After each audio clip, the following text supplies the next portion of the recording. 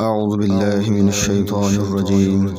بسم الله الرحمن الرحيم. هل أتى على الإنسان حين من الدهر لم يكن شيئا مذكورا إنا خلقنا الإنسان من نطفة أمشاج نبتليه فجعلناه سميعا بصيرا إنا هديناه السبيل إما شاكرا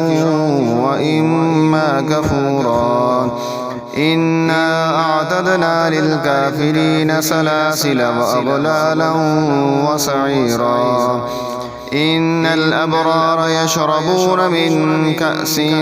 كان مزاجها كافورا عينا يشرب بها عباد الله يفجرونها تفجيرا يوفون بالنذر ويخافون يوما كان شره مستطيرا ويطعمون الطعام على حبه مسكينا ويتيما وأسيرا إنما نطعمكم لوجه الله لا نريد منكم جزاء ولا شكورا إنا نخاف من ربنا يوما عبوسا قمطريرا فوقاهم الله شر ذلك اليوم ولقاهم نضرة وسرورا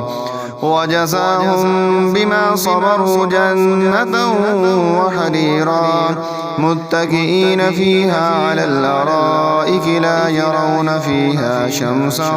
ولا زمهريرا ودانية عليهم ظلالها وذللت قطوفها تظليلا ويطاف عليهم بآنية من فضة وأكواب كانت قوارير من فضة قدروها تقديرا ويسقون فيها كأسا كان مزاجها زنجبيلا عينا فيها تسمى سلسبيلا ويطوف عليهم ولدان مخلدون إذا رأيتهم حسبتهم لؤلؤا منثورا وإذا رأيت ثم رأيت نعيما وملكا كبيرا عاليهم ثياب سندس خضر واستبرق وحلوا أساور من فضة وسقاهم ربهم شرابا طهورا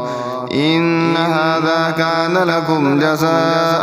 وكان سعيكم مشكورا